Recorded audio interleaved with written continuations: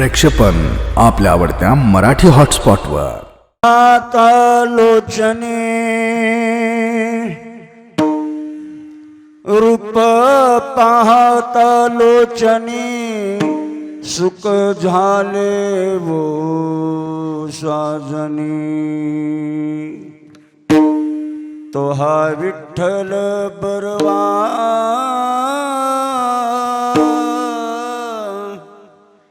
तो हा माधव बरवा. बहुता सुकृताची जोडी म्हणून विठ्ठले आवडी. तो हा विठ्ठल बरवा तो हा माधव बरवा. सर्व सुखाचे आगर सर्व सुखाचे आगर बाप रखुमा देवीवर. तो हा विठ्ठल बरवा तो हा माधव बरवा. विठ्ठल विठ्ठल विठ्ठल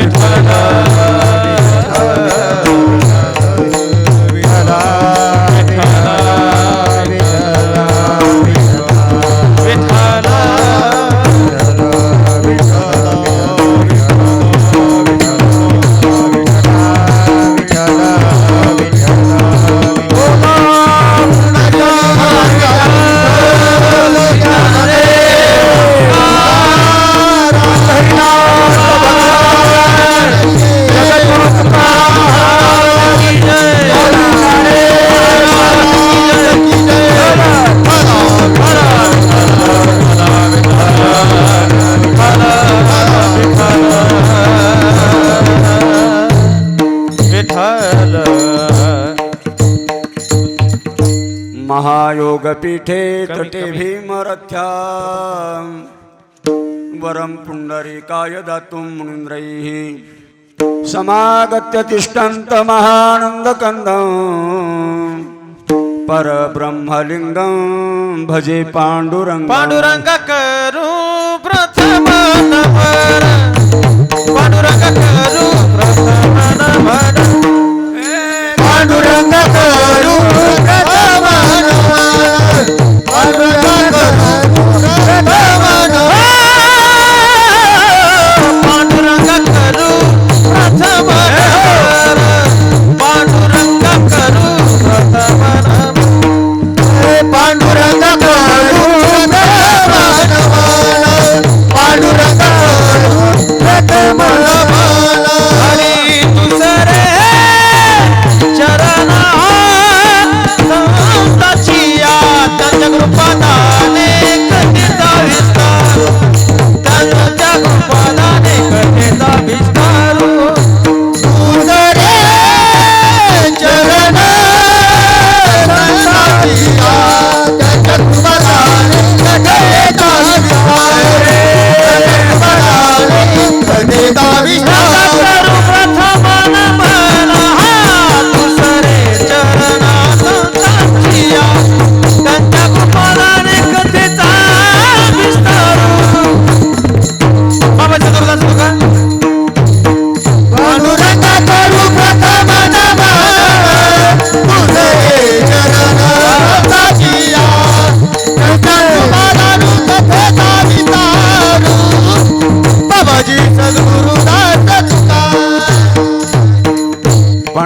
गंगा करू प्रथम नमन, दुसरे चरणा संतांचिया, त्यांच्या कृपादाने कथेचा विस्तारू, बाबाजी सद्गुरु दास तुका.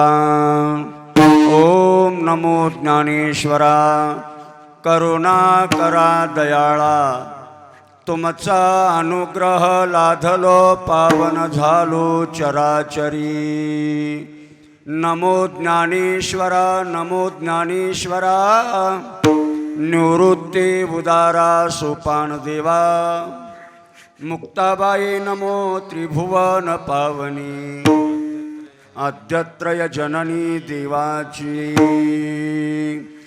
नमो ज्ञानेश्वरा निष्कलंका, जयाच्या गीतेची वाचिता टीका. ज्ञान होय लोका आते भाविका, ग्रंथार्थिया. किंबहुना जयांचे केले स्मरण, होय सकल विद्यांचे अधिकरण. तेचे बंधू श्री चरण श्री गुरूंचे, ते नमस्कारो नि आता. रूप पाहता लोचनी, रूप पाहता लोचनी, सुख झाले ओ साजनी.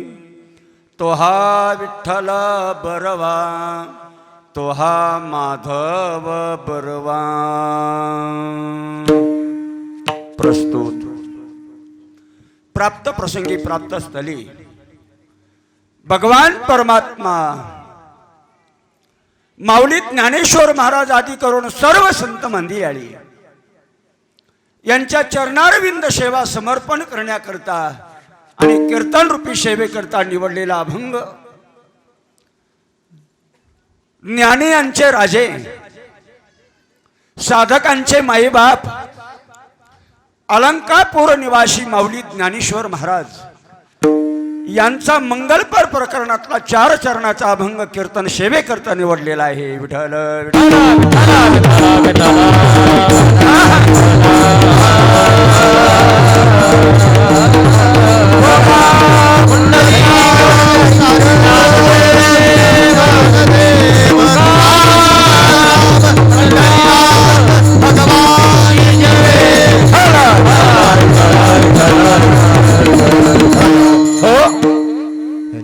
सेवेला सुरुवात करण्या अगोदर छोटासा परिहार देणं गरजेचं आहे, अगत्याचं आहे.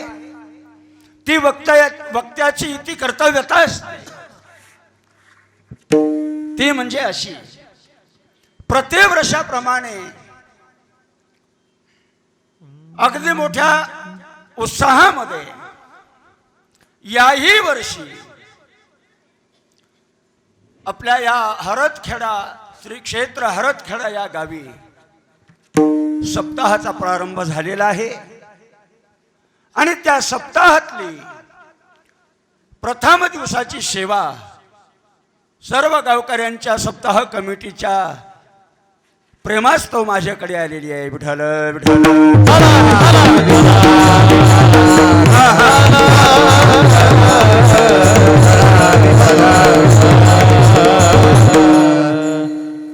आपला सप्ताह किमनिमित्त आहे. आपल्या सर्वांना माहीत असलं तरी सुद्धा आपल्या सर्वांच्या आदरस्थान असलेल्या गुरुठाई असणाऱ्या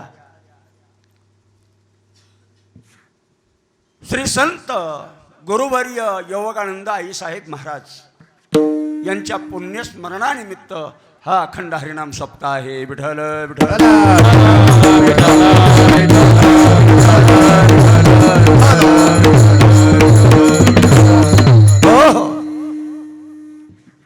अभंग माऊली ज्ञानेश्वर महाराजांचा आहे.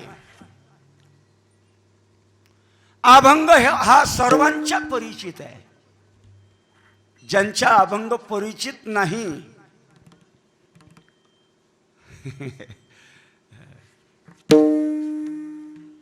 तुम्हाला ओळखून गेलं तरी सुद्धा म्हणतोच. हा अभंग ज्यांच्या परिचित नाही ते टाळकरीच नाहीत. म्हणजे सर्वांच्या हा अभंग पाठांतर आहेच. अहो उभा राहिलेल्या जी गायक मंडळी टाळकरी मंडळी आहेत यांच्या तर सोडा, बसल्याच्या सर्वांच्या पाठ आहे. विठ्ठल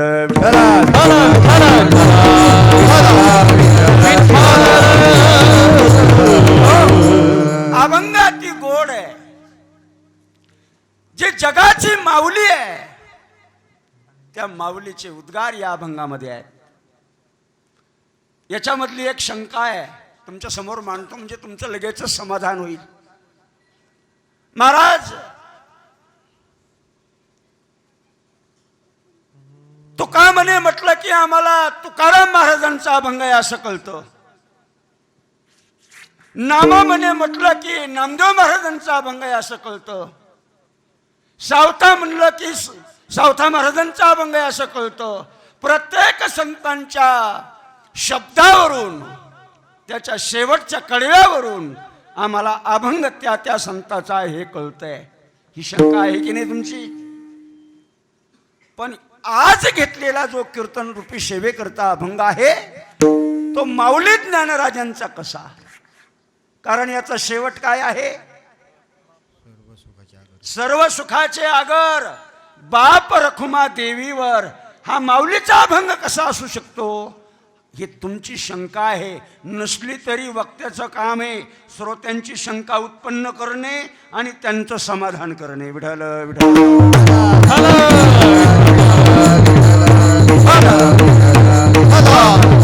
या शब्दाचं तुमच्या शंकेचं समाधान करतो आणि आपल्या सेवेकडे वळतो.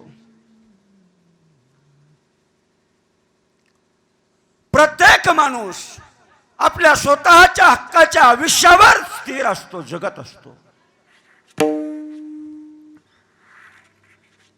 माऊली ज्ञानराजांचंही तसंच झालं. माऊली ज्ञानेश्वर महाराज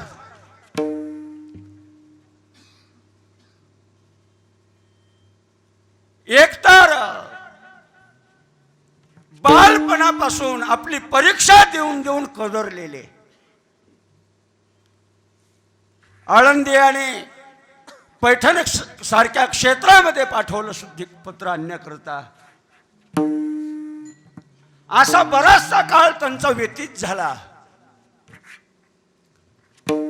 जग एका पारड्यात टाकावं आणि माऊलींना ज्ञानेश्वरी लिहिलेली एका पारड्यात टाकावी एवढं जबरदस्त वाङ्मय 16 वर्षाच्या वयामध्ये केलं. तिथून पुढे आळंदीला आले आणि एक दिवस माऊली आपल्या चिंतनामध्ये मग्न आहेत, एकांतात बसलेले आहेत आणि कुठेतरी लांब दृष्टी टाकून पाहत आहेत. त्यावेळेस निवृत्ती दादा, सोपान काका, मुक्ताबाई हे लांबून पाहण्याचा प्रयत्न करतात आणि आपसा आपसा चर्चा करतात. आज ज्ञानदादा असा वेगळा का पाहतो, एकांतात का बसलेला आहे, त्याची नजर काही मात्र बरोबर दिसत नाही, असं लांब कुठंतरी पाहतो. तिघही भावंडांचे अंतकरण चलविचल झाले. त्या अंतकरणामध्ये जवळ आले आणि ज्ञानदादाला विनंती केली, दादा तुला इतका उद्विग्न, इतका निराश आम्ही कधीच पाहिलं नाही रे दादा, इतका निराश का दिसतोस तू? त्यावेळेस माऊली त्यांना सांगतात, निवृत्ती दादा, सोपाना, मुक्ता, मला असं वाटतं की आता या जगाचा निरोप घ्यावा. तुकोबारायांच्या उक्तीप्रमाणे तुकोबाराय म्हणतात, आता दिसो नये जना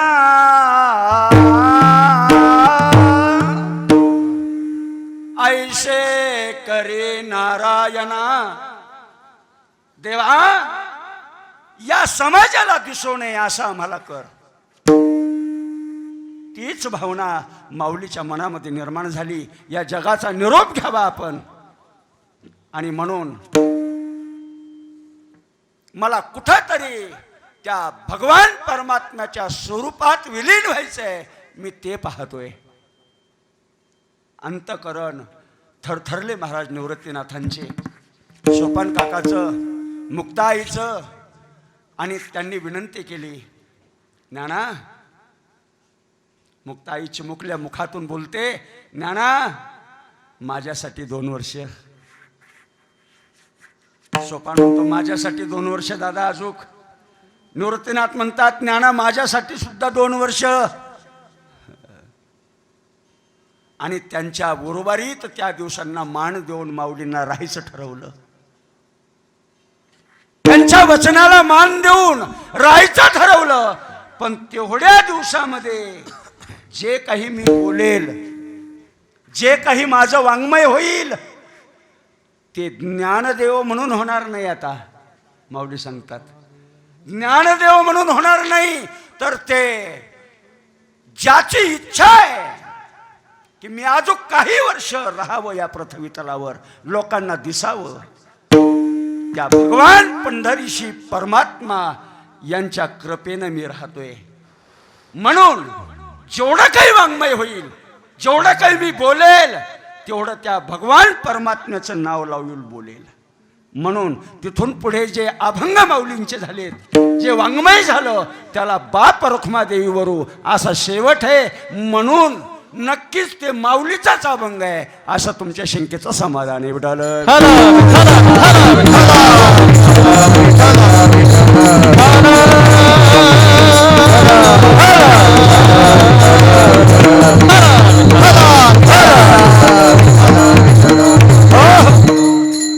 अभंगाचा सरळ साधा अर्थ असा आहे. अर्थ अभंग म्हणायला फार सोपा आहे बरं का. कोणीही म्हणतं भजनामध्ये, आणि अवीट आहे. अवीट त्याला वीट नाही. कारण कुठंही भजन होऊ द्या, कोणीही भजन म्हणू द्या, रूप पाहता लोचन म्हणणार. एखादा माणूस येऊन त्याला गालबोट लावू शकत नाही, रोजच काय रे रूप पाहतो लोचन, असं आहे का काही? अजिबात नाही. कारण तुकोबाराय म्हणतात, हे संत वाङ्मय जे आहे ना, याला अभंग म्हणतात. अभंग, अभंग नाही, अभंग. जे भंगणार नाहीत त्याला अभंग म्हणतात. फार सोपा आहे म्हणायला, पण अर्थातून फार अवघड अभंग आहे, फार अवघड आहे. सांगतो ऐका. सरळ सरळ अर्थ तुमच्या समोर ठेवतो, म्हणजे तुमचं थोडं समाधान होईल आणि तुमच्या श्रवणातून मी थोडा मोकळा होईल. माऊली ज्ञानेश्वर महाराज सांगतात की भगवान परमात्म्याचं रूप पाहिलं आणि माझ्या लोचनाला, नाम डोळ्याला सुख झालं. तो भगवान परमात्मा बरवा आहे, चांगला आहे. त्याचं स्वरूप आणि त्याचं नामचिंतन आपल्या वाणीला येण्याकरता, त्याचं स्वरूप आपल्या डोळ्याने पाहण्याकरता अनंत जन्माचं पुण्य लागतं.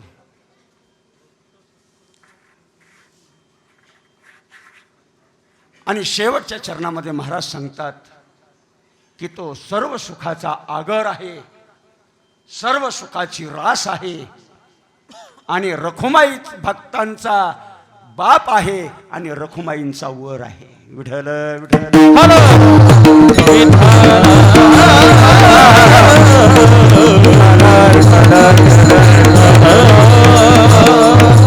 असा या अभंगाचा सरळ सोपा अर्थ आहे. ऐका, माऊली ज्ञानेश्वर महाराज या अभंगात भगवान परमात्म्याचं स्वरूप पाहिल्याच्या नंतर ते आपल्या अंतकरणात साठवून ठेवित नाहीत. ते कोणाला तरी सांगतात, ते कोणाला तरी सांगतात. मग कोणाला सांगतात नेमकं? तर ज्ञानेश्वर महाराजांची एक मैत्रीण आहे, त्या मैत्रिणीला सांगतात. मित्र नाही म्हणलं मी, काय म्हणलं? मैत्रीण. माऊली कोण होते? स्त्री का पुरुष? हा, मोठ्याने बोला थोडं. हा, तुमच्या बोलण्याची अपेक्षा आहे मला, उत्तराची अपेक्षा नाही पण बोलण्याची अपेक्षा आहे.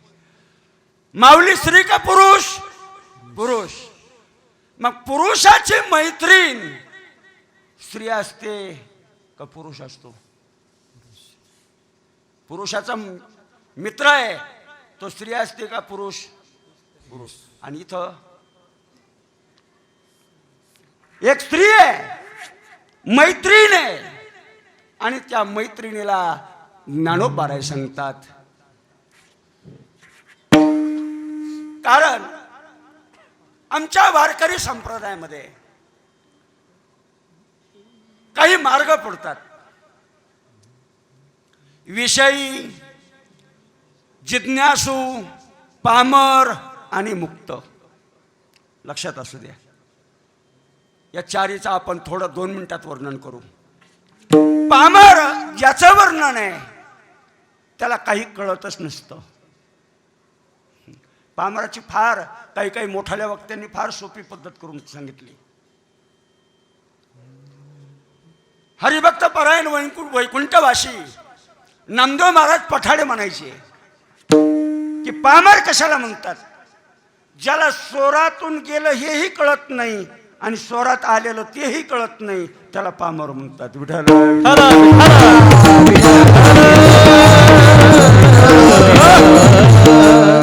दुसरी गोष्ट, पामर कशाला म्हणतात? ज्याला माहेर कळत नाही आणि सासर कळत नाही. माहेरला गेली की भावाला दादा म्हणती आणि सासरला आली तर नवऱ्याला दादाच म्हणती, याला म्हणतात पामर. नाशकरच्या जर आपण शब्दामध्ये वर्णन केलं, वैकुंठवासी जगन्नाथ बुवा पवार यांच्या शब्दात जर वर्णन केलं तर ते म्हणत असत की ज्ञानाच्या माईचा पत्ता नाही आणि अज्ञान म्हणून घ्यायला तयार नाही. ज्ञानाचा अजिबात पत्ता नाही आणि अज्ञान म्हणून घ्यायला तयार नाही, हे त्या अण्णाचं वाक्य आहे. त्याच्यावर एक दृष्टांत ते सांगत असत, तो सांगतो. भजन करा.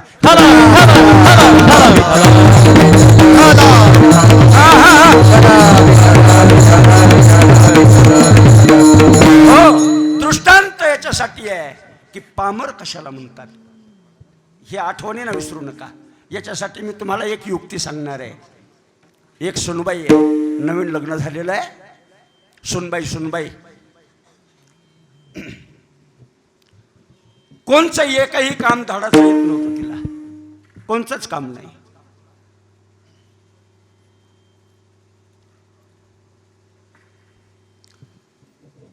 कारण लग्न जमवताना आपल्याकडे मुलगी ओळखायला जातात का पाहायला जातात?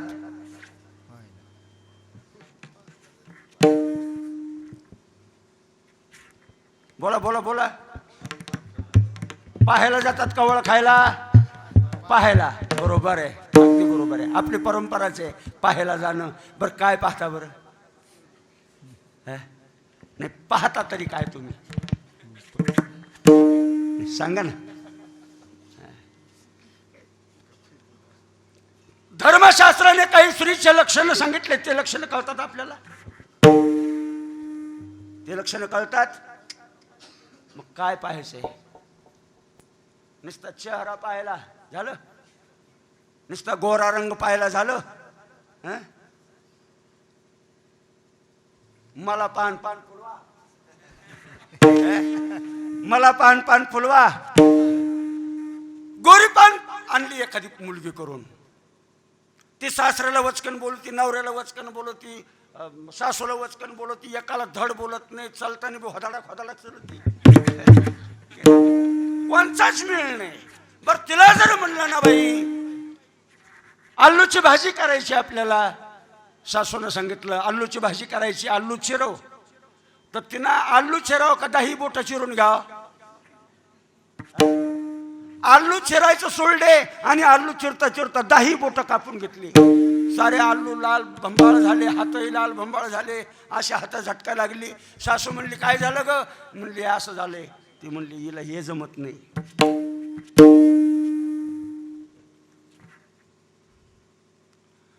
तुला भजे काढता येतात का भजे? बरं नाही म्हणावं ना, नाही म्हणणं किती सोपं आहे. अज्ञान पत्करणं किती सोपं आहे. ऐका, नवीन मुलीला सांगतो, आपल्याला जी गोष्ट येत नाही ना, आईसारखी सासूला मानायचं आणि म्हणायचं आत्याबाई मला काही येत नाही, तुम्ही शिकताल.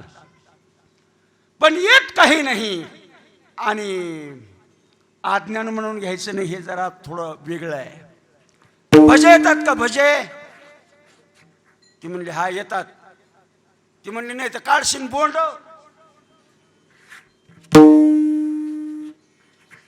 तुम्ही हसले म्हणजे भजन बोंड एक आहे का दोन आहेत? भजन बोंड एक का दोन? तुम्ही काही बोला ना. तुमच्या हरदखेडमध्ये भजे बोंड करीत नाहीत काय? भजन बोंड एक का दोन? कस काय एक? असं कसं काय?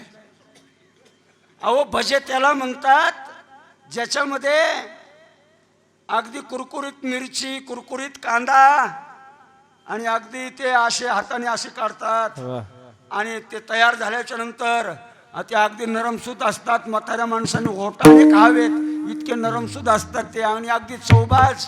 त्याला काय म्हणतात? भजे. बोंड कशाला म्हणतात सांगू का? जुन्या प्रकारच्या लग्नामध्ये त्यावेळेस ते बोंड करीत होते. ते जवळजवळ लांबीला 3-3 इंचाचे असायचे. लांबीला बोट बोट. आता ह्या ज्या म्हाताऱ्या आहेत ना यांना माहीत असतील जुन्या लग्नातली भजी बोंड ती. आणि ते बोट बोट असायचे आणि ते एवढे निब्बर की भजा जर खायचा असला तर तो असा नव्हता खाता येत. असा दोन्ही हाताने मोडावा लागत होता आणि मग खावा लागत होता. त्याला बोंड म्हणतात. बरं जाऊ द्या. ती अशी होती, तिला भजे करा म्हणलं तर बोंडच केले तिनं. तिला जर म्हणलं बाई पिठलं कर तर ती बेसन करायची. तुम्ही म्हणता ना आता काय चाललंय? आता पिठलं बेसन एक का दोन म्हणा ना आता काहीतरी.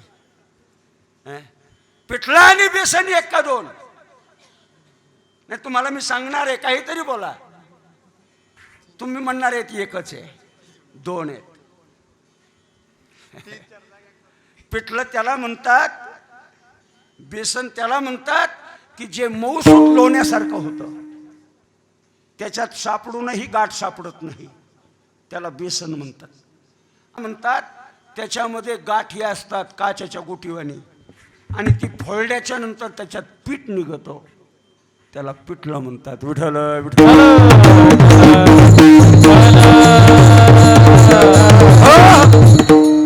मग तिला काहीच जमत नाही ना.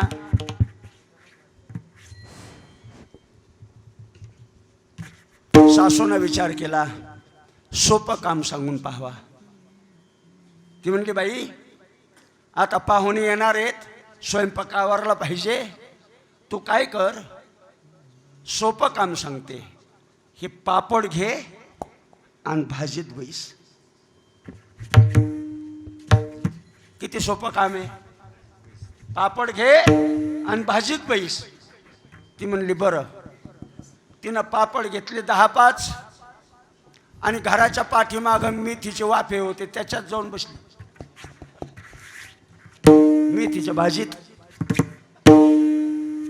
अर्धा तास झाला. त्या चुलीकडे काही दिसत नाही. सासू म्हणली गेली कुठं म्हणून हाक मारली, गंगे इथली नाही बरं का कोणी, आमच्या दृष्टांतातली गंगी आहे.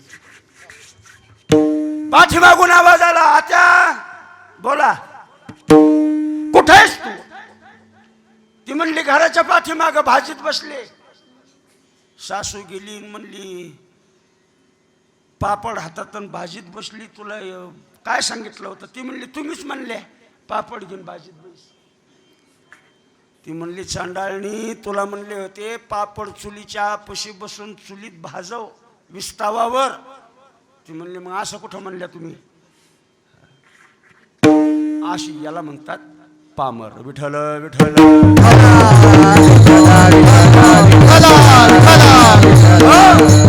या पामराला कोणत्याही प्रकारचा विषय कळत नाही.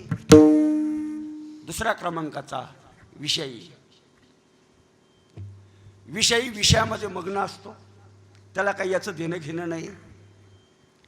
आता तिसऱ्या क्रमांकाचा जो असतो मुमुक्षू, त्याला महाराज सांगतात त्याला मात्र समाजाशी घेणं देणं आहे.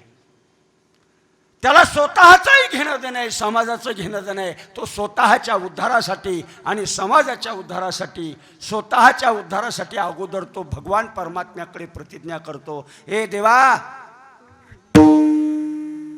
प्रत्येक जे जे भेटन त्या संताला बोलतो. सांगा ना महाराज, कै मी उद्धार पावेन,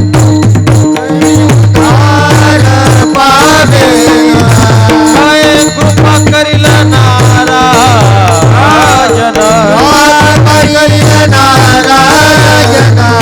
ऐसे तुम्ही सांगा संत जन, करा समाधान चित्त माझे, कैये खंड येईल कर्म, कैये खंड येईल कर्म, समाधान माझे, कैये खंड येईल कर्म, कै मी उद्धार पावेल, ओ काय कृपा करील नारायण,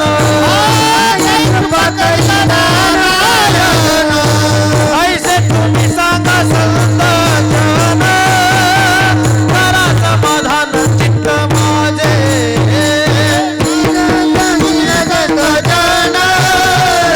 करा समाधान चित्त माझे. संताला तो विनंती करतो, महाराज, काय मी उद्धार पावेल, काय कृपा करील नारायण, ऐसे तुम्ही सांगा संत जन, करा समाधान चित्त माझी, कैये खंड येईल कर्म, पारुषेतील धर्माधर्म. याला म्हणतात मोक्षू. त्याला जगाची काळजी असते आणि स्वतःची काळजी असते. प्रत्येकाला तो म्हणतो, हय पोसावेचे हेची वाटे, गोसावीची हेची वाटे, राम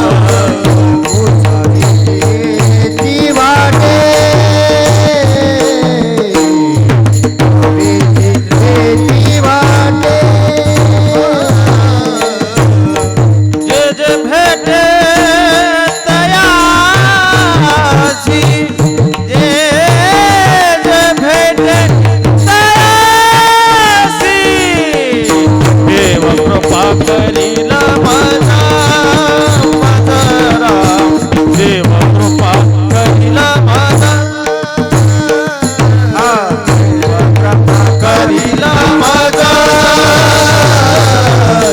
देव कृपा करील मना,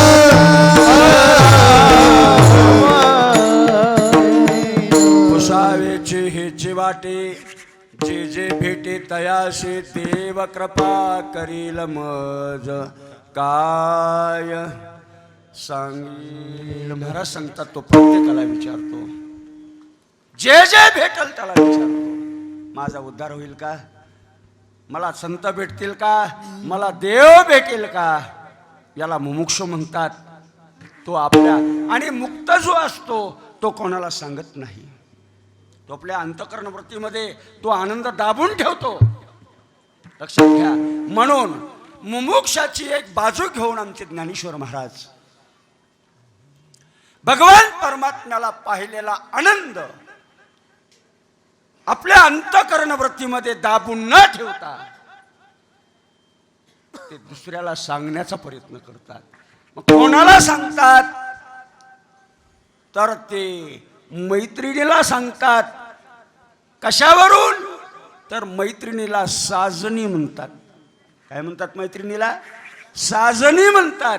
याच्यावरून माऊली मैत्रिणीला तो आनंद व्यक्त करतात की हे साजनी, मी भगवान परमात्म्याचं रूप पाहिलं आणि माझ्या डोळ्याला सुख झालं.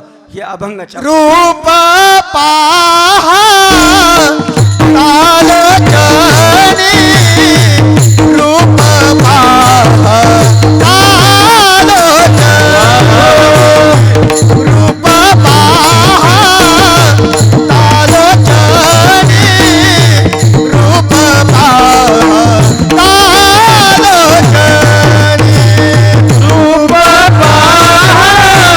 तालोचनी, रूप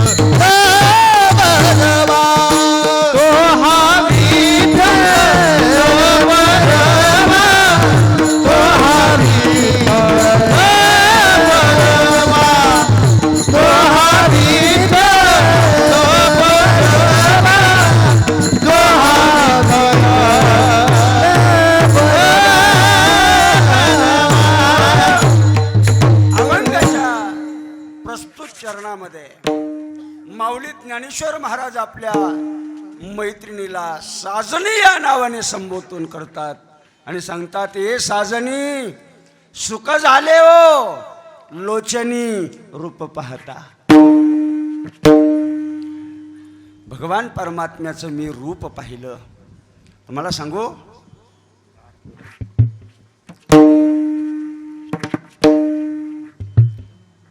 मुक्त आणि मुमुक्षु याच्यामधला भेद सांगतो तुम्हाला. शास्त्राने मुक्ताला कंजूस पदवी दिली. कंजूस. मुक्ताला काय पदवी दिली? कंजूसपणाची पदवी दिली. की मुक्त माणूस आपल्या स्वतःच्या आनंदाच्या ठिकाणी मग्न असतो, तो दुसऱ्याला सांगू शकत नाही. चौथे याचे ठाई काहीच करणे नाही, या माऊलीच्या उक्तीप्रमाणे. त्याला काही घेणं देणं नाही बाकीचं. पण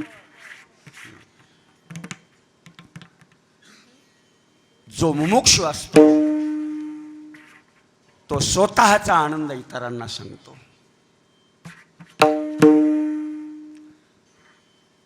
काय सांगितलं? की माझ्या डोळ्याला सुख झालं देवाचं रूप पाहिल्याच्या नंतर. इतका देव सुंदर आहे का हो? ही काय शंका झाली? सुंदरपणाच्या बाबतीमध्ये आमच्या भगवान परमात्म्याला काय उपमा द्यावी? काय उपमा द्यावी? भगवान परमात्मा किती सुंदर आहे.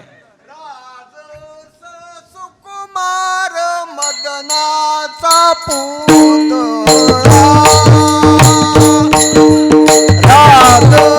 सुकुमार मदनाचा पुतळा, सुकुमार मदनाचा पुतळा,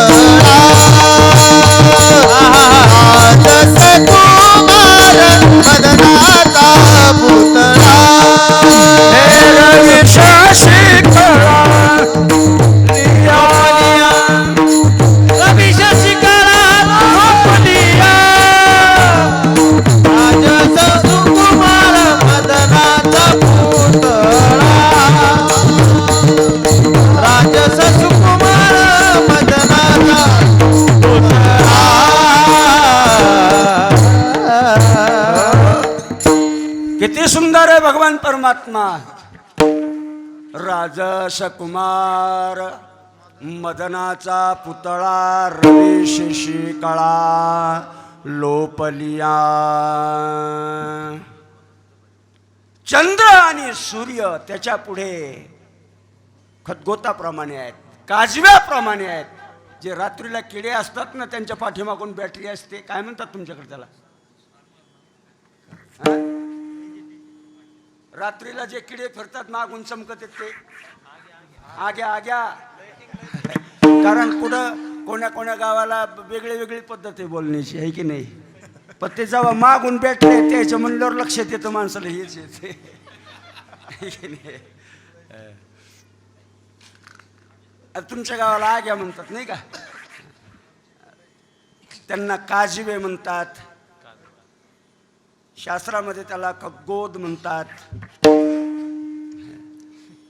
पण तुमच्या गावाला एवढा कसं काय बदल आहे? आम्ही तुमच्या जवळचीच आहेत, ठीक आहे नाही? आमच्या गावाला आग्या नाही म्हणत. जास्त फरक नाही ना, असूही शकतो त्याला काय. तुमच्याकडे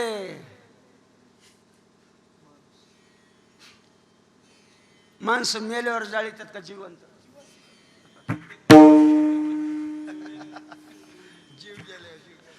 असं बरोबर. विनोदाचा भाग सोडा. ते काजवे, ते आगे, चंद्र आणि सूर्य त्या काजव्याप्रमाणे दिसतात त्या भगवान परमात्म्यासमोर. काजव्याप्रमाणे इतका भगवान परमात्मा आमचा सुंदर आहे. रूप सावळे सुकुमार, रूप सावळे सुकुमार, रूप सावळे सुकुमार, रूप सावळे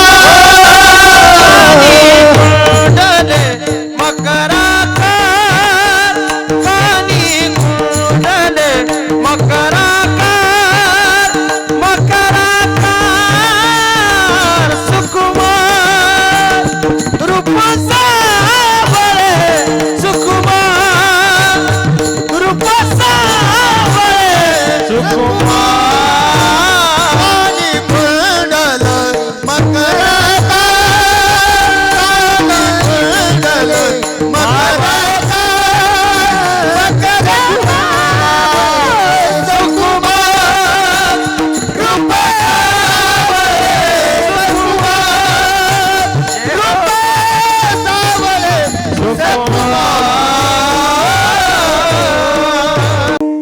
तसं प्रमाण आहे. आणि अशा प्रमाणाची कीर्तनकाराला पुष्टी मिळते. त्याच्यामुळेच तर कीर्तनकाराला सात संगतीला टाळकरी लागतात. त्यांना कीर्तनाचा विषय कळाला पाहिजे, त्यांना गाता आलं पाहिजे, त्यांना खाता बी आलं पाहिजे. नाही नुसतं गाता येऊन बी उपयोग नाही ना, खाता बी आलं पाहिजे. काहीला खाता बी येत नाही, गाता येत नाही. तुम्ही म्हणता खाता कसं काय येत नाही? खाणं कशाला म्हणते माहिती का? नाही खाणं कशाला म्हणते माहिती का? जेवत असताना आपल्या एक एक कांड्याच्या वर काही भरू देऊ नये.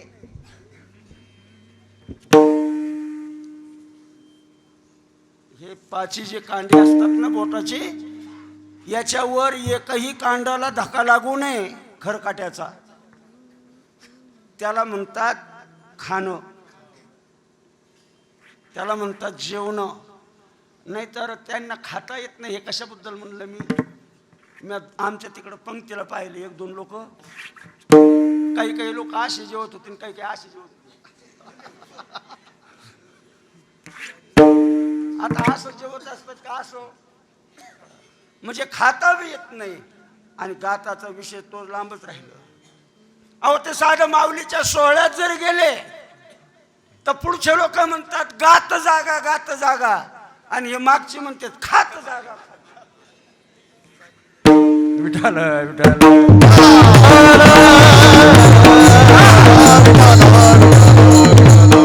खरं सांगू, शरद महाराज माझा स्वभाव वेगळा आहे. मी खोटी स्तुती कधी करीत नाही कोणाची. ही माझ्या रक्तातच तो गुण आहे. खोटी स्तुती अजिबात करीत नाही. पण खरं सांगू तुम्हाला, तुम्ही म्हणायला लागले ना की माझ्या अंगावर काटा फुटतो. रोमांच होतं शरीर, रोमांच. इतका सुंदर आवाज आणि इतका सुंदर जागा काढतात ते गायनामध्ये. आणि याच्याकरता कष्ट करावं लागतात. याच्याकरता पंक्तीत नुसते श्लोक म्हणल्यावर भजन नसतं येत. रावणा रावण, याच्यासाठी कष्ट करावं लागतात, घासावं लागतं. विठ्ठल विठ्ठल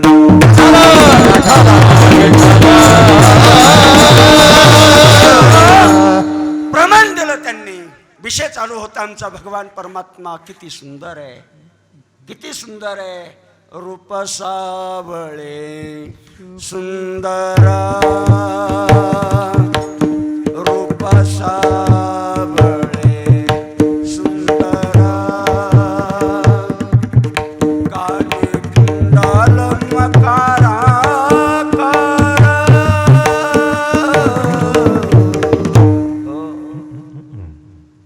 माशाच्या आकाराचे कानामध्ये कुंडल आहे. पितांबर नेसलेला आहे.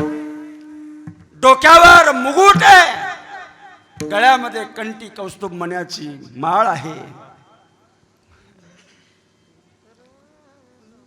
दिसण्याकरता मदनाचा पुतळा आहे. महाराज, भगवान परमात्म्याच्या स्वरूपाला पाहून चंद्र सूर्य तर त्यांच्या पुढे काजव्याप्रमाणे आग्याप्रमाणे आहेत हे सोडा, पण काकड्याच्या नामावळीतल्या अभंगामध्ये एक असं सुंदर प्रमाण आलेलं आहे की एक सूर्य नाही, कोटी सूर्य. कोटी सूर्य, एक सूर्य नाही, तुझी आहे निढाळी. कोटी चंद्र काय? प्रकाश. तुझी आहे निढाळी, कोटी चंद्र प्रकाश. काय विनोद आहे का महाराज हा? कोटी चंद्र, कोटी सूर्य. कोटी शब्द दोन्हीकडे लावायचा आहे. कोटी चंद्र आणि कोटी सूर्य त्याच्या समोर काजव्याप्रमाणे दिसतात. त्याच्या चेहऱ्याकडेच पाहत राहतात. त्या देवाच्या चेहऱ्याकडेच पाहत राहतात. काय हो त्याच्या चेहऱ्यामध्ये? तुकोबारायांना विचारा. तुकोबाराय म्हणतात त्याचं मुख पाहिलं की जीवाला सुख होतं. काय? त्याचं मुख पाहिलं की सुख होतं जीवाला.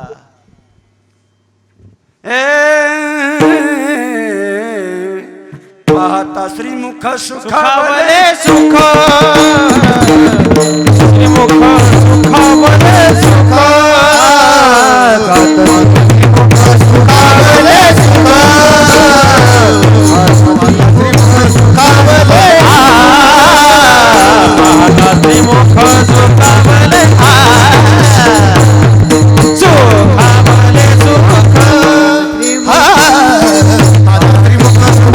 सुखावले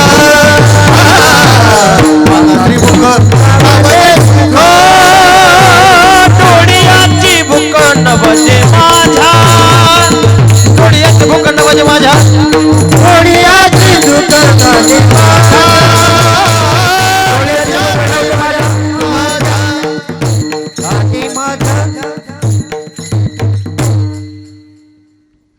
मला गाता येत नाही पण नीट लय आहे. पण माझा आवाज बसलेला आहे जरा. रात्रीच कार्यक्रम होऊन आलो. देवाचं मुख पाहिलं की जीवाला सुख प्राप्त होतं. आणि जीवाचं मुख पाहिलं की काम होत नाही. काय? जीवाने जीवाचं मुख पाहिलं की काय होत नाही. अशी मन आहे. तुमच्या गावात आहे की नाही, पण आमच्या गावात असे कलमा चालू आहे असा अंधारात अंधारात. ते म्हणले फलाण्याचं तोंड पाहिलं की कामच होत नाही बाबा. काय झालं? एक गोष्ट सांगतो तुम्हाला. एका माणसाच्या मुलीचं जमानाच, आताची गोष्ट नाही पूर्वीची आहे. आता मुलीचं जमायला अडचणच नाही.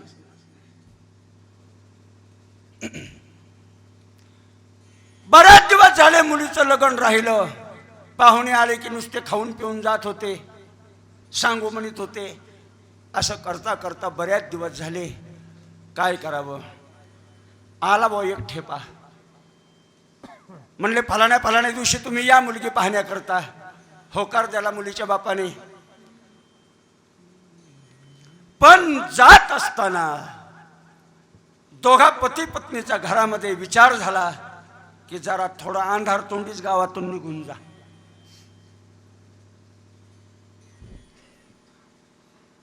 माणसाला माणूस दिशेपर्यंत तुम्ही गावातून गेले पाहिजे. म्हणले काय? ते म्हणले आपल्या गावातलं ते फलान नाही का, 2-3 बार माझं लक्ष गेलं. म्हणले तो आपण निघालो की तो तोंड दाखवून आपलं सट काम पिचकून जात. म्हणून तो उठायच्या अगोदर जा.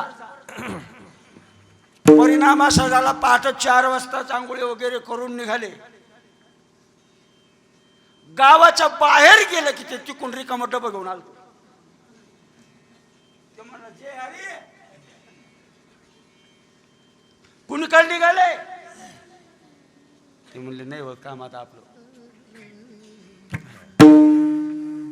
याच्याबद्दल सांगतो की जीवाने जीवाचं मुख पाहिलं की काम होण्याची शक्यता नाही. एखाद्या वेळेस होऊ शकत नाही, कारण हे आपली मुख आहेत. आणि देवाचं मुख पाहिलं की सुख प्राप्त होतं. पाहता श्रीमुख सुखावले सुख, डोळ्याची भूक नवजे माझ्या. हे डोळ्याच्या पापणा आहेत ना, ह्या लवण्याचं विसरतात. देवाला पाहता पाहता लवण्याचं विसरतात. एक गोष्ट सांगतो तुम्हाला शास्त्रातली, भजन करा. विठ्ठल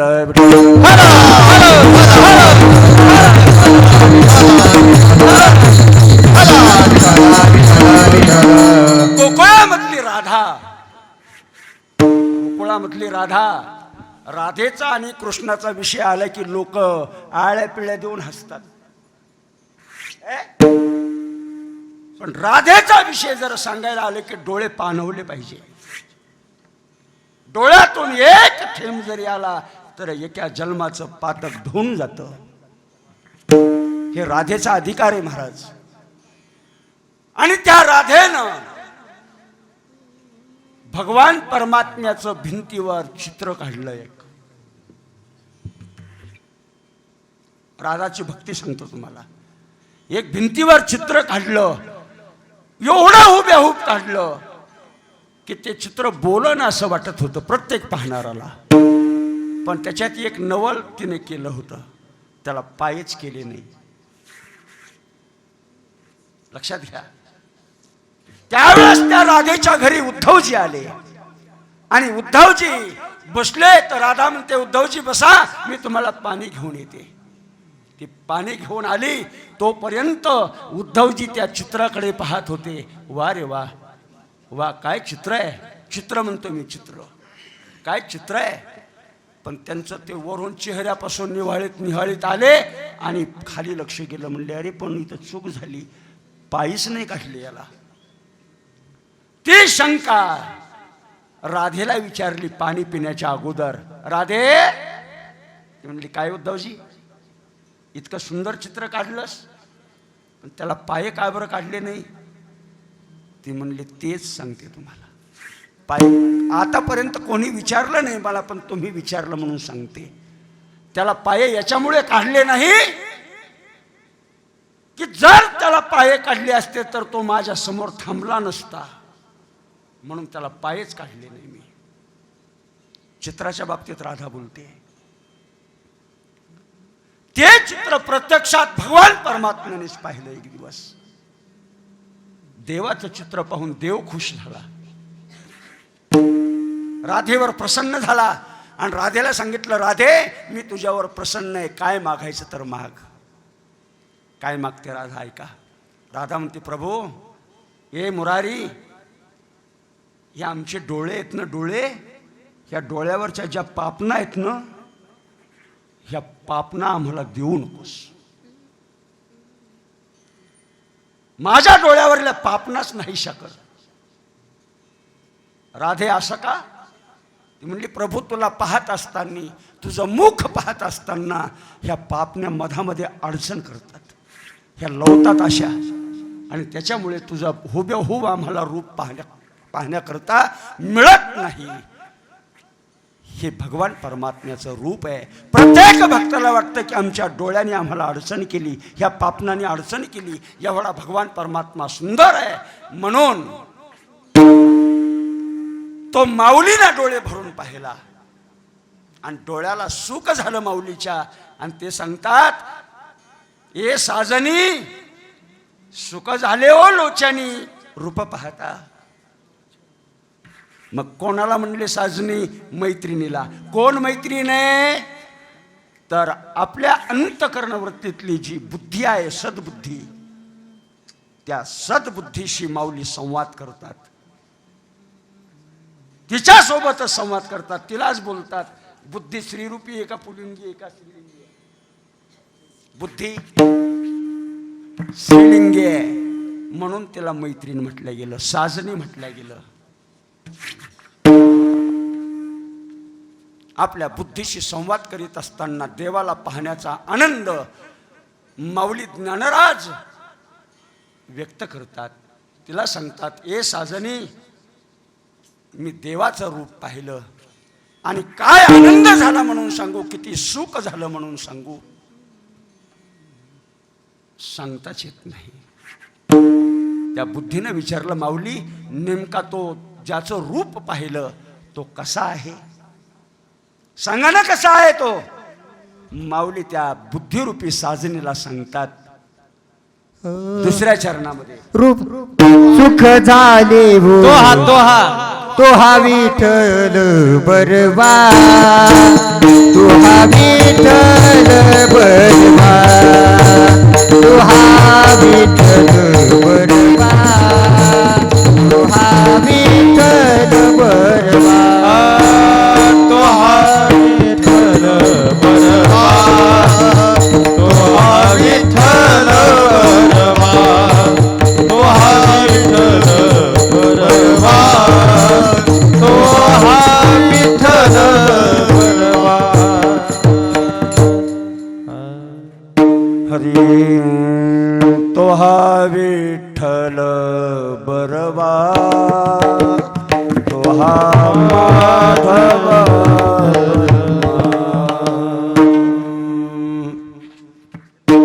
कसा आहे तुम्ही ज्याचं रूप पाहिलं तो? माऊली सांगता साजनी तो बरवा आहे. आणि दोन नावामध्ये माऊलीनं त्याला संबोधलं. तो विठ्ठल बरवा आहे आणि तो माधव बरवा आहे. आणि दोन बार तो शब्द वापरला कडव्यामध्ये, लक्षात ठेवा. कारण साधू संतांच्या वाङ्मयाचा विचार जर करीत असलं ना तर त्याचा थोडा बारकावा घेऊन, लक्षात घेऊन त्याचा विचार मांडावा लागतो. कडव्यामध्ये दोन जागेवर तो आहे, तो विठ्ठल बरवा आणि तो माधव बरवा. पण दोन कडव्यातले दोन एक विरोधाभासी शब्द आपल्याला पाहायला मिळतात. तो आणि हा.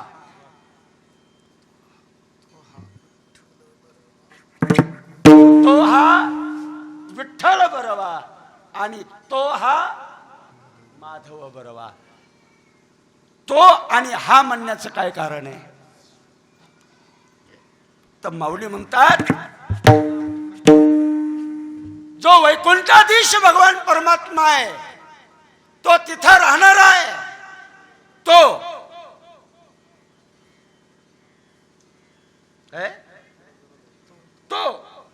तो शब्द व्याकरणामध्ये दूर दाखवणार आहे. आणि हा एखादा माणूस एखाद्या माणसाच्या जवळ उभा असला आणि त्याला जर विचारलं माणूसकडे तो म्हणून का तो माणूस, त्याला हाच म्हणावा लागेल ना, हा माणूस हे की नाही. तो जो वैकुंठात राहतो तो विठ्ठल बरवा. आणि जो फिवारीच्या तीरी स्वतः सुदर्शन चक्रावर पंढरपूर वसवलं आणि त्या रावळामध्ये पुंडलिकाच्या विटेवर उभा आहे हा तो आणि हा कसा आहे तो बरवा पण त्याचं नाम मुखाला येण्याकरता त्याचं रूप पाहण्याकरता भरपूर पुण्य लागते भरपूर पुण्य लागते महाराज अभंगाच्या तिसऱ्या चरणात बहुता सुकृताची जोडी बहुता सुकृताची जोडी बहुता सुकृताची जोडी बहुता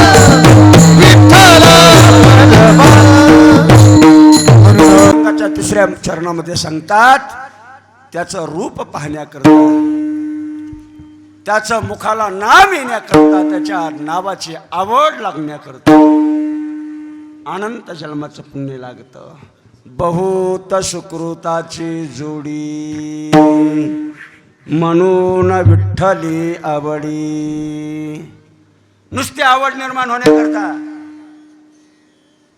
त्याच्या नावाची आवड निर्माण होण्याकरता बहुत जन्माचं सुकृत लागतं बहुत जन्माचे सुकृत पदरी त्याचे मुखे हरी पैठा होय ज्याचं पुण्य असलं त्याच्या मुखात देवाचं नाम येतं आणि ते पुण्य एका जन्मातलं नाही बहुत तुकोबारायांनी एक सुंदर विवेचन केलंय त्या अभंगामध्ये तिळा तिळा पुण्यासाचा पडे ते बहुता जन्मी जोडे मग नाम तुझे वाचेशी समागम घडे संताचा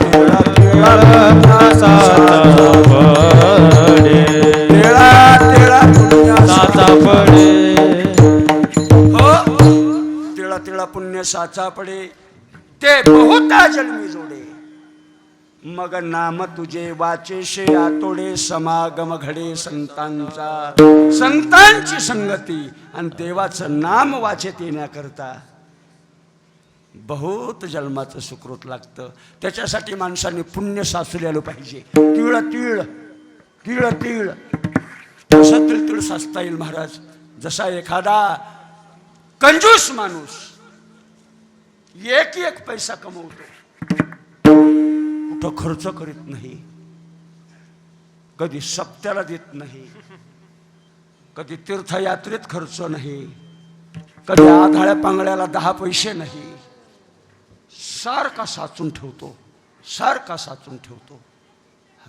तुमच्याकडे काय म्हणतात कंजूस का चिकट बरोबर त्याला कंजूस म्हणतात आशायला नावं लय मोठी आशायला नावं लय चिकट म्हणतात कंजूस म्हणतात आणि शास्त्रीय भाषेतून ग्रंथी भाषेतून त्याला मक्खीशूच म्हणतात काय म्हणतात मक्खीशूच मक्खी म्हणजे काय रे हा आणि चूस म्हणजे चोखणारा, माशी चोखणारा याला मुख्य चूस म्हणतात. एका गावात काय झालं, दीपोळीचा सण आला. 8-10 दिवस दीपोळीचा सण राहिला. बराचसे खांदणारे दोघं पती पत्नी आपसात बोलू लागले. बराचसे खांदताने बायको म्हणते नवऱ्याला, का हो बऱ्याच दिवाळ्या झाल्यात, लोक काही काही दीपोळीला करून खातात, आपलं कधी दिवाळच निघलेलं. दिवाळीचं मला असं वाटतं यावेळेस आपण थोडे का होईना पदार्थ काही करू, पण ते जाळड्यामध्ये तेलामध्ये न करता आपण गावठी तुपामध्ये करू. गावठी तुपामध्ये. तो म्हणला पण ते काय स्वस्त आहे का आणि ते कुठं भेटतंय. ती म्हणली आहे ना आपल्या गावातल्या एका माणसाकडे, 200 रुपये 600 रुपये किलो येतात, 100 रुपये वर का घेत नाही. त्याच्याकडून तूपच आणू आपण. काहीच आपल्या आयुष्यात आपल्या पत्नीनं मागितलं नाही. साधं तूप मागते पदार्थ करण्याकरता, आणि तेही सर्वांना खायचे. काय हरकत आहे आपल्या बायकोचं म्हणणं मान्य करायला. तो म्हणलं काही हरकत नाही, आणू आपण. समाधान वाटलं तिच्या जीवाला. आणि मग 2-3 दिवस झाले. मग तो पैसे खिशामध्ये घेतले आणि त्या माणसाकडे तूप आणण्याकरता गेला. कोण्या माणसाकडे,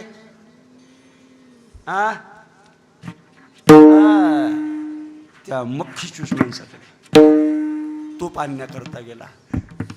दरवाजात गेला, हाक मारली, कोण आहे घरात. आतून आवाज आला, काय रे. म्हणले तूप आहे का मालक. म्हणले हो आहे. काय किलो आहे. म्हणले 600 रुपये. काही हरकत नाही. 100-700 म्हणला असतं तर खिशात नेलतीस ना.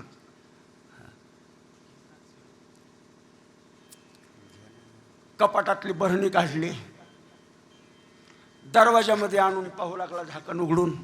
ते गिराईक दरवाजातून त्या भरणीकडे मालकाकडे पाहते तुपावाल्या. झाकण उघडलं आणि त्याच्यात डोकावून पाहिलं त्या भरणीमध्ये, त्याच्यात माशी पडलेली होती. मग शहाणा माणूस कशाला म्हणतात, ती माशी पटकन अशी काढावी, त्याची नजर चुकून फेकून द्यावी, त्याला तूप द्यावं, है की नाही. पण त्याने काय केलं, 2 मिनिटं राग त्या माशीकडेच पाहिलं. तो तूप घेणारा म्हणून काय पाहतो, का देईना, देईल म्हणले. मग त्याने काय केलं, हात असा आतमध्ये घातला आणि ती माशी अशी 1 मिनिट डोळ्याने पाहिली आणि मग दाबली ती तुपात. नाही तुमच्या अंगाला केळस येऊ देऊ नका, दृष्टांत आहे. अशी पिळली त्याने, पिळली त्या तुपामध्ये. आता तिनं व्याजासकट तूप दिलं. तुपाबरोबर काही रक्तही दिलं तिनं. तरी समाधान हो की नाही याचा आता तरी समाधान हो की नाही. मग त्याने पुन्हा ती अशी धरली आणि आपल्या जिभेवर 2 मिनिट चघळली आणि मग थुंकून टाकली. त्याला म्हणला किती द्यायचा तूप मला. तो म्हणला फुकट आहे ना ग मला. याला म्हणतात मख्खी चूस. विठाल विठाल.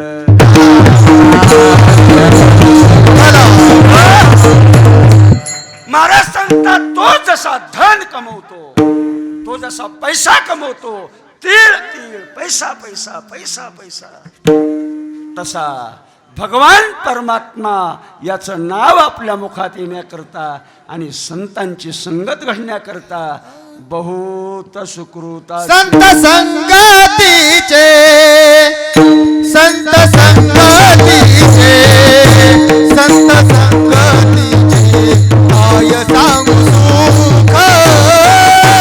संत संगतीचे, संत संगतीचे, संत संगतीचे काय सांगू सुख.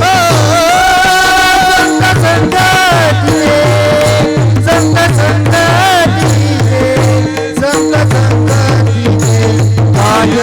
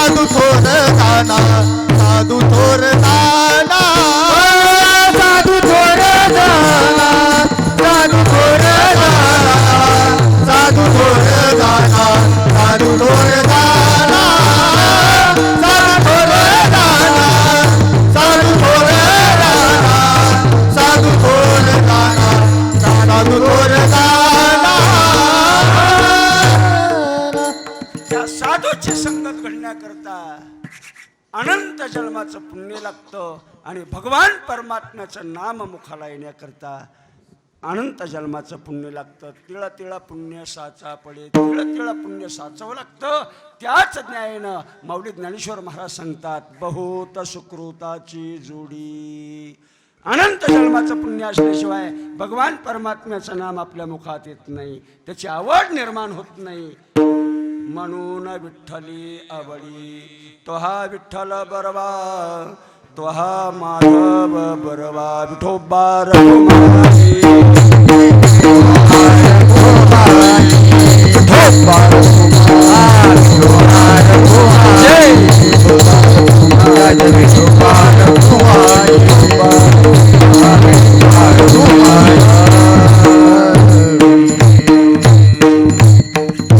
अगदी 5 मिनिटामध्ये आपल्या सेवेला पूर्ण विराम मिळणार आहे. याच्यातली एक शंका आहे, भगवान परमात्मा याचं नाम नुसती त्याच्या नामाविषयी आवड निर्माण होण्याकरता अनंत जन्माचं पुण्य लागतं. महाराज सांगतात पुण्याचं गाठोडं लागतं. त्याला त्याच्या विना होतं का काही? महाराज सांगतात पुण्य वाचून देवाचं नाव मुखाला येणार नाही. इथं अंडरलाईन करून टाका, नाही येणार. कारण पुण्याच्या गठोड्याला एवढं महत्व आहे जेवढं जुन्या काळातल्या शिदोरीच्या गठोड्याला होतं. तुम्हाला नाही कळत ते, कारण जेवढे पुरुष मंडळी आहे ना, शिदोरीच्या गठोड्याचं महत्व कळतं का तुम्हाला? ते यांना विचारावं लागेल. शिदोरीच्या गठोड्याचं महत्व एक न्याय सांगितला जातो. एका मुलाची शिदोरी आली. शिदोरी आणताने आता त्यावेळेस काही एसट्याचे परवास नव्हते, वाहन थोडं आडराणी गाव होतं. जे वाहन भेटन त्या वाहनाने यायचं. 10-5 माणसं पाहायला गेलेली शिदोरी घेऊन आली. मग येताना त्यांना काळी पिवळी लागली. मग ते शिदोरीचं गठोडं त्यांनी वर ठुलं आणि काही आले बसून, काही लटकून, काही आले आपल्या फाट्यावर उतरले. उतरल्याच्या नंतर त्या शिदोरीचं गठोडं उचललं, घरी आलं. पण गोष्ट काय घडली, त्या दिवशी त्या गावाजवळचा एक जवळपासचा एका गावचा बाजार होता. शेवटची ती गाडी असल्यामुळं बरेचसे लोक आले. त्याच्यात एक चांभार होता आणि त्या चांभाराचं एक गठुडं होतं. मग यायची शिदोरीचा उचलाव का चांभाराचा उचलाव?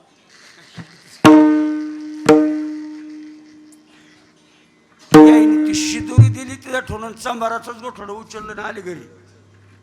आता शिदोरीचं शास्त्र तुम्हाला माहित नाही, यांना माहिती आहे. ती शिदोरी ठेवली ना, ती आल्या आल्या सोडित नाहीत.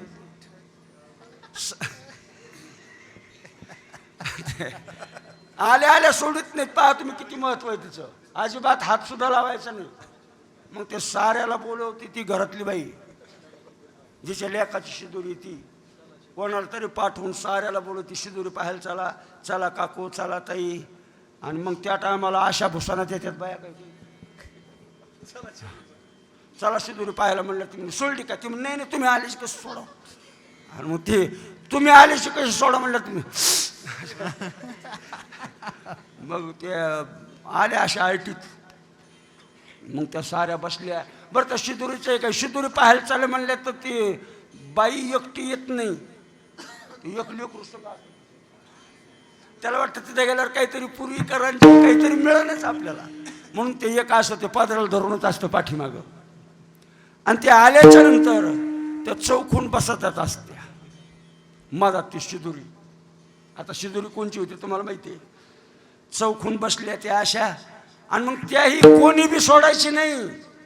त्याच्यात पुन्हा एक मानाची असते, त्याच्यात एक आपल्यातले अवघड आहे.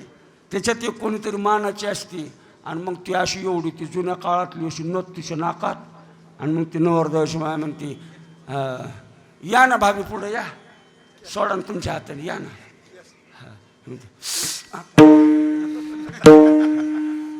आणि मग ती मोठ्या थाटात आली म्हातारी बसली तवर लोक ती हात त्या गठोड्याला लावूस तर ते लेकर त्या चौकून आली ना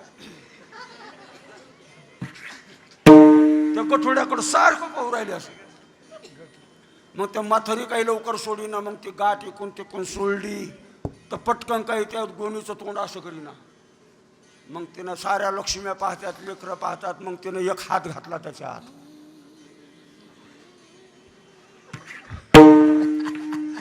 ते एक हात घातलं तर आसोडाची वादी झाली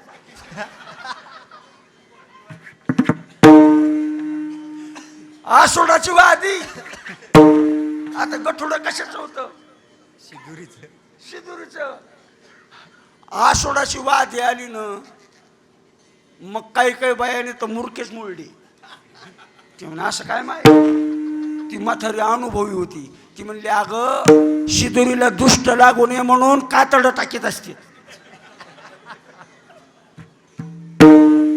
काय शिदुरीला दृष्ट लागू नये म्हणून आतमध्ये कातडं टाकतात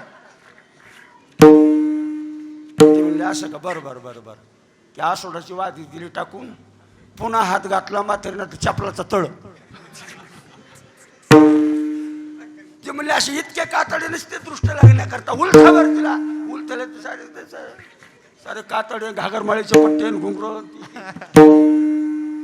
म्हणले आणा शिदुरेवाल्याला बोलून इकडे शिदुरेवाल्याला आणलं तर अर्धे प्यालेलीच होती त्याला म्हणलं ते काय आणलं ते म्हणलं आमचं कोणते शिदुरी गेली चांभाराचं झालं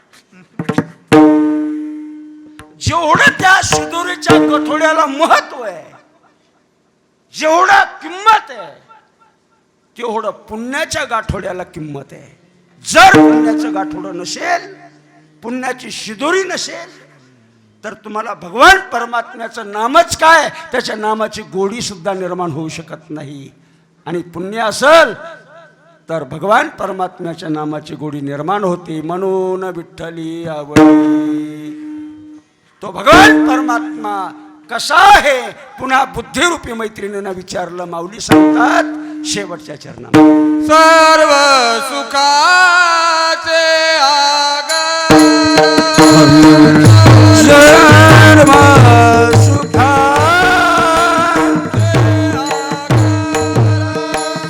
सर्व सुखाचे आगर सर्व सुखाचे आगर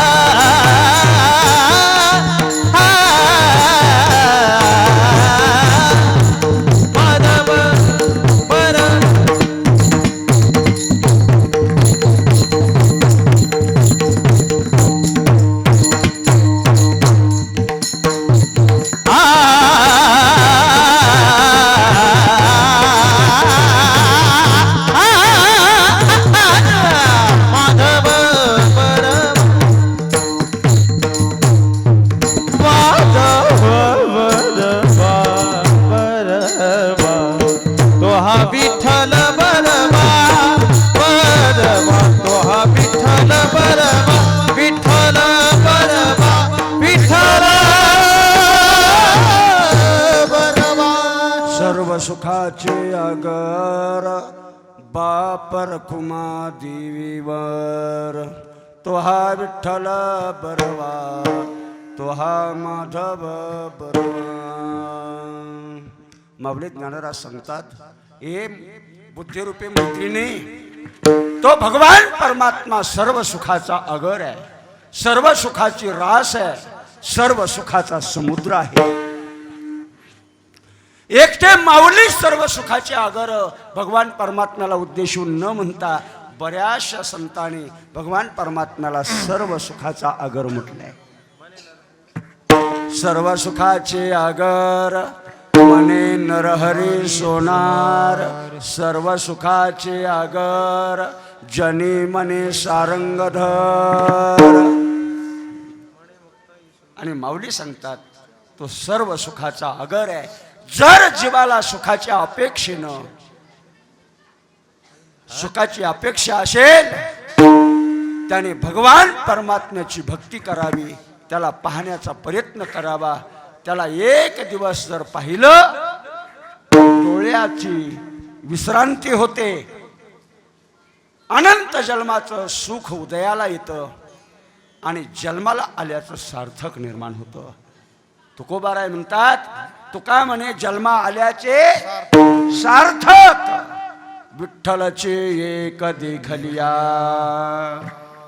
पाहिलं की जन्माचं सार्थक होतं. माऊली सांगतात हे बुद्धिरूपी मैत्रिणी माझ्या जन्माचं सार्थक झालं का तर मी त्याचं रूप पाहिलं. रूप पाहता लोचनी सुख झाले ओ साजनी तो हा विठ्ठल बरवा तो हा माधव बरवा.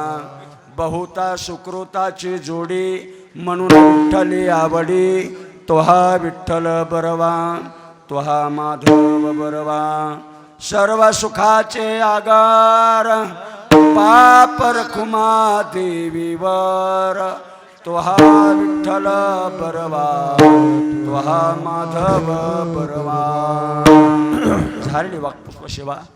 भगवान परमात्मा जो रुक्मिणीचा वर आणि भक्तांचा बाप आहे असा पंढरीशी पांडुरंग यांच्या चरणारविंद सेवा समर्पण करून सेवेला पूर्ण विराम नेनोते पुरते आदि कते स्वरते करुणा घ्यावे तुमते विनवितासे.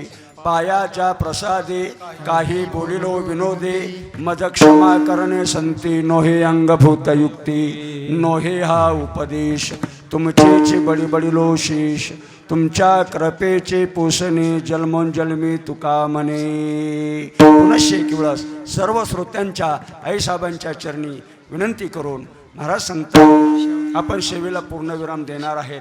तत्पूर्वी आमच्या शरद महाराज देवडे एक स्वर अलंकार आहेत. अनेक प्रकारचे काही माणसं गायक असतात एकच स्वर एका तोंडातून निघतो त्यांच्या, पण असा एक गायक आहे की त्यांचे अनेक प्रकारचे स्वर त्यांच्या मुखातून निघतात. अगदी आपल्या परिसराचं भूषण असलेले त्यांना फोन केला मी म्हणलं महाराज आजच्या दिवस या बाबा. चंदू काकाला सांगितलं त्यांना फोन करा एखाद्या दिवस माझ्या फोनवर नाही येणार ती, कारण कुठंतरी गुणवानाला थोडासा मानाने बोलावं लागतं. तो आपल्याकडून मान मिळाला पाहिजे आणि आपल्या लेकराचं कौतुक त्यांना मान आपल्याशिवाय कोण देणार आहे. आणि म्हणून गुणमानांना विसरता कामा नये. त्यांच्याशिवाय सप्ताह नसतो. सप्ताहामध्ये रंगदेवता निर्माण करण्याचं काम गुणवानाचं असतं. आणि म्हणून त्यांनी माझ्या विनंतीला मान देऊन त्यांच्या विनंतीला मान देऊन ते आले. त्यांच्याबरोबर सर्व भजनी मंडळींनी त्यांना सहकार्य केलं. म्हणून गावकरी मंडळातर्फे त्यांचे धन्यवाद. तुम्ही शांतचित्ताने सेवा श्रवण केली. ती सेवा वाया न जाता आपलं नक्कीच भलं करील ही अपेक्षा व्यक्त करून साहेबाच्या पुनश्च एक वेळस चरणाला वंदन करून सेवेला पूर्ण विराम. ज्ञानेश्वर माऊली ज्ञानराज माऊली ज्ञानेश्वर माऊली ज्ञानराज माऊली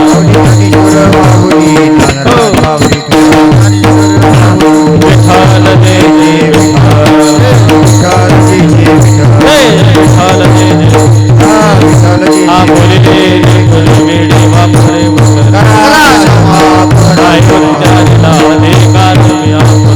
अधिकार ब्राह्मण ज्ञानेश्वर राखाय पैकर